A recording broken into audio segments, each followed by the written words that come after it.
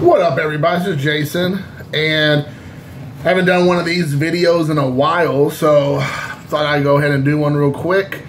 I hit up a bunch of wrestling auctions recently, and I hit up an eBay purchase on a Blu-ray. I'm going to kind of throw it all together, talk a little bit about each one. Actually, I got also a card in the mail for a care package / Christmas card from Henry. He sent me a card as well, which is really cool. I'm going to go ahead and show that real quick. He sent me a Christian Relic card in his Christmas card, which was very nice. So Henry S. is a YouTube legend in the sports card community, the postcard community, the stamp community, the autograph community. So thank you very much, Henry, for this. I was not expecting this, but Christian being an AEW guy now, you know what I'm talking about, homie. Thank you. I was watching an interview by Gina Carano within the last couple of weeks, or last week, and she did a movie. She talked about a movie that she's probably the one she's most proud of, the one she liked the most. And I think it might be her first movie that she had ever done, so it was probably all downhill from there. And she kind of alludes to that a lot in the interview. But she did a movie called Haywire. And it's a Steven Soderbergh directed movie that kind of was, to me, it flew under the radar. I don't even think I realized that was her on the cover. But you have Michael Fassbender, Ewan McGregor. You have Bill Paxton, Channing Tatum, Antonio Banderas, and Michael Douglas. So that's a heck of a group of people for her first movie and high quality, top tier talent. But they showed a couple of clips from her, like getting in a fight with Channing Tatum, and some battle fight scenes that she had. It looked really good. And so I went on eBay and was like, I'm sure I can find this for like next to nothing. And sure enough, with the slipcover, never opened, completely sealed, I bought it, including shipping, was like $4 or $5 maybe. So I'll do that all day long. I don't know anything about it, but just knowing that I respect the hell out of her as a person. I mean, she's taken one definitely for the team over the years, and this is how they try to, unperson her essentially. Make her disappear. I thought she has a lot of gumption, and I really respect her. So anyways, when she talked about this being one of her favorite films, if not her favorite, I was like, yeah, I'm gonna check it out. And even if it ends up being just like just action set pieces, and it's not really that good, so be it. But I mean, there's a bunch of great people in front of and behind the camera, so I can't imagine it not being a pretty good movie. Next up was I did a auction site. And I was like, I haven't bought wrestling cards in a while, and I thought, you know what, I'm gonna treat myself. It's around the holidays, so I did this one. I have another one coming as well. I'm gonna just show off what I picked up, and including shipping, because you have to pay shipping on every card, and I think you have to pay like $4 shipping on the first purchase, and then after that with the cards, it's 50 cents per card, I believe. So I have 12 cards plus shipping. And I think I paid $50-ish, like $55 with shipping. So you let me know how you think I did. Maybe did I go crazy and went too wild? Maybe, maybe not. So let me know. I can handle the truth. The first up is a Brian Pillman card with him and stunning Steve Austin, or Stone Cold, right there on a WCW magazine card. I wanted to get this because, one, I'm a big fan of Flying Brian. Obviously, I like Stone Cold, so you got him on both cards. This is from 1992, London Publishing. They're on the back. But anyways, I wanted to get this card.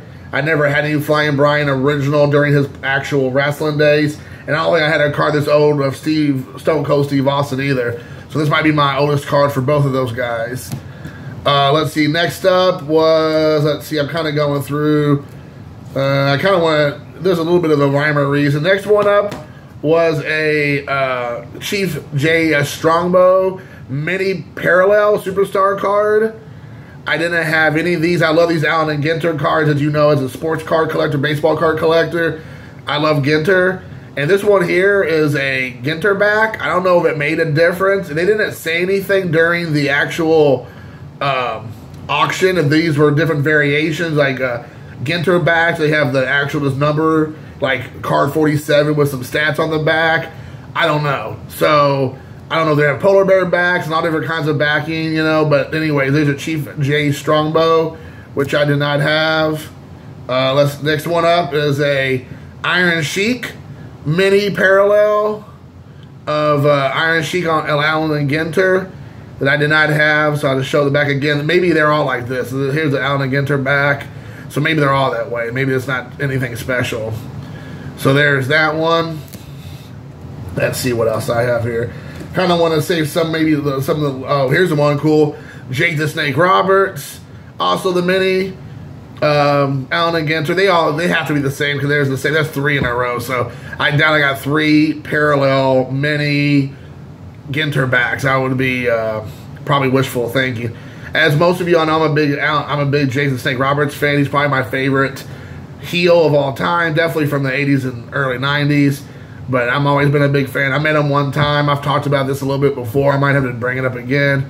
But there is my third in that set. Next up, this one came out. This is this year's card. This is numbered out of 149. This is lucky number 13 of the Iron Sheik right here. And there on the back, you can see the number 13 out of 149. I don't even know what this is called. The guy put it up. It's Revolution. There you go. WWE Revolution. I don't really follow any modern day WWE guys or gals. I mean, maybe well, that's kind of a lie. The Japanese girls I follow in. I only think they got one guy, Nakamura, that I kind of watch. But I do watch the Japanese girls wrestle. I do like them because there's a lot of crossover with the wrestling promotions in Japan. But with the original guys from back in the day, I still like to collect their stuff. This is a very shiny card. If anybody still out there remembers back in the olden days who coined that phrase, shiny. But there you have Iron Sheik. Very cool. Then I have, this is a cool one, talking about Japanese and Japanese wrestlers and Japan in general. We got a Terry Funk card from FMW in Japanese, which when he put this up, I couldn't believe it. This is a 1997 baseball magazine, so probably a BBM, I would assume. Yeah, there it is. Up there is 1997 BBM card of Terry Funk. As a lot of you all know, Terry Funk ended up being like a hardcore legend. He started it over in Japan, really. I mean, maybe he was like that already in America. I don't remember until he went to ECW, which is, I believe, after this. Or maybe during this time as well. But I think ECW was more later. This was like in the mid-90s. And anyways, there's the back. It's in all Japanese. But yeah, Terry Funk, very, very cool. I'm super excited I got this card. I don't know much about this set of cards from Japan. But there you have it. But when I saw that, I thought, you know, here he's even bleeding in this. Yeah, even if you look, he's even bleeding in this card there. So, Terry Funk. So there's a ton of legend and connection with the territories and WCW and ECW and I guess WWF to a degree as well. And then, of course, his time in Japan. And then let's see. Here's another cool card here. I just got this card. I didn't never seen it before. I don't even know much about it, but it's the Total Package Lex Luger. And this is another kind of Chinese card from back in, I would assume back probably like in the 90s at some point. As you all know, NWO back then, and WCW, that's when it was in their heydays. I would assume this is mid to late 90s, more like 98, 99, I would assume, maybe 2000. But this weird is like the back, it just says it's made in Taiwan. So it says A&A Company Parkway Machine Corporation, made in Taiwan. So it's a very generic bag, but the front is very Chinese, with a lot of the kind of like that lenticular look or whatnot. So never seen it before, but I thought it was kind of cool. And then kind of getting down to some of the big boy cards, at least in my opinion.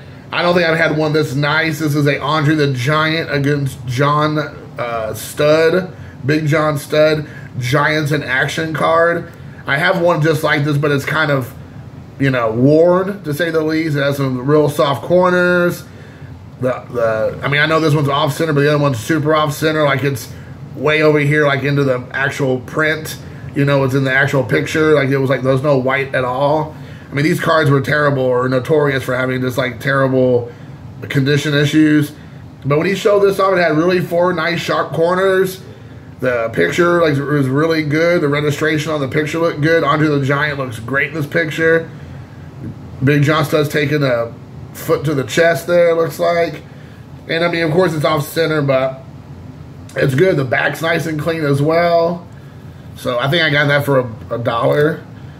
And then my last 4 cards, I don't know much about this one. I've never seen it before. He didn't really know much about it either. But Hollywood Hogan, it looks like some sort of playing card. It says Celebrity Who Is It? The Celebrity Guessing Game. So I don't know anything about it. I got the card. He put this card at the very end, and no one bid on it. I think he started all his bids at $1, so I was like, so I got this card for $1.50.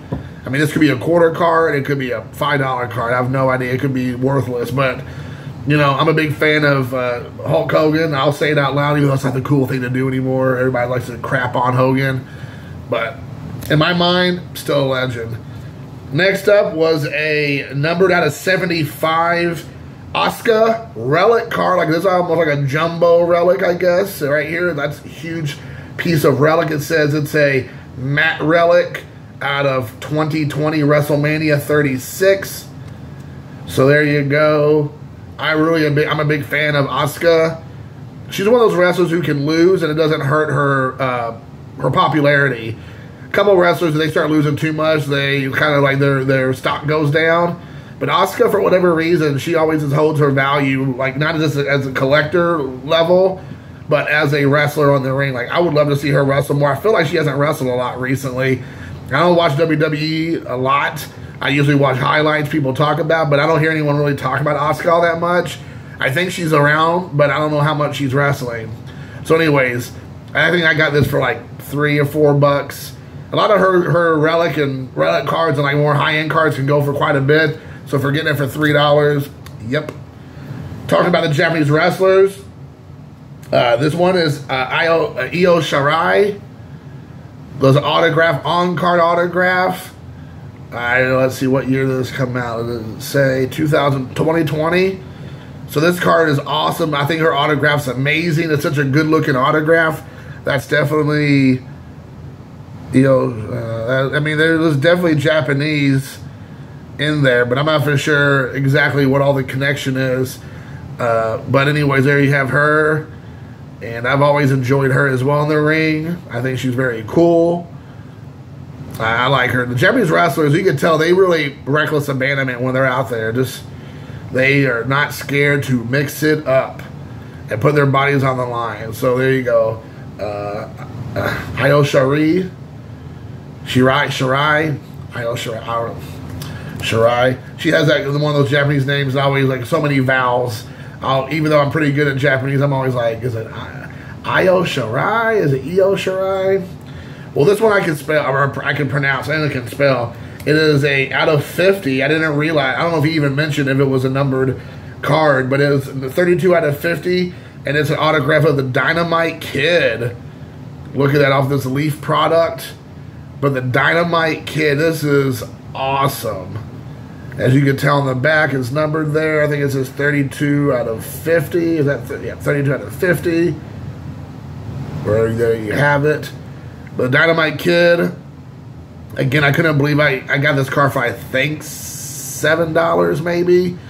And a lot of these cards on eBay and wherever else, I mean, they're a lot, especially these kind of cards for wrestlers like himself. I mean, they're minimum $10 to $15 at the minimum, and they usually go up from there. And then you're talking about another $4 or $5 for shipping. So, I mean, getting this card for essentially $7, because I think I paid, you know, like I said, 50 cents shipping. It was awesome. So I was pretty happy. I did not have a legend Dynamite Kid in my collection. I did not have any of his autographs. I don't even know if I have that many of his cards, maybe a few. But anyway, so I wanted to get that. So again, Dynamite Kid looks fantastic on this 2014 Leaf Originals wrestling card. So guys, that is it. I hope you all enjoyed the video. Kind of a recap, of what I picked up here. So let me know what you think below about what I did here on the Blu-ray. And again, Henry S., thank you for the card. I also want to shout out my boy Troy Rudder. He sent me a Christmas card as well. Him and the Christmas Armadillo.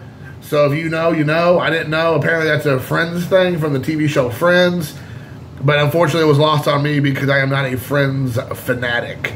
But thank you, Troy Rudder. He also is an autograph collector. He wrote the book on autograph collecting through the mail. Get that before the holiday season is over. Or should I say Christmas? We say Christmas in this house. But anyways, guys, thank you for watching. Let me know at the bottom below what you think about the cards I picked up. Good, bad, ugly. I can handle the truth. And until next time, take care.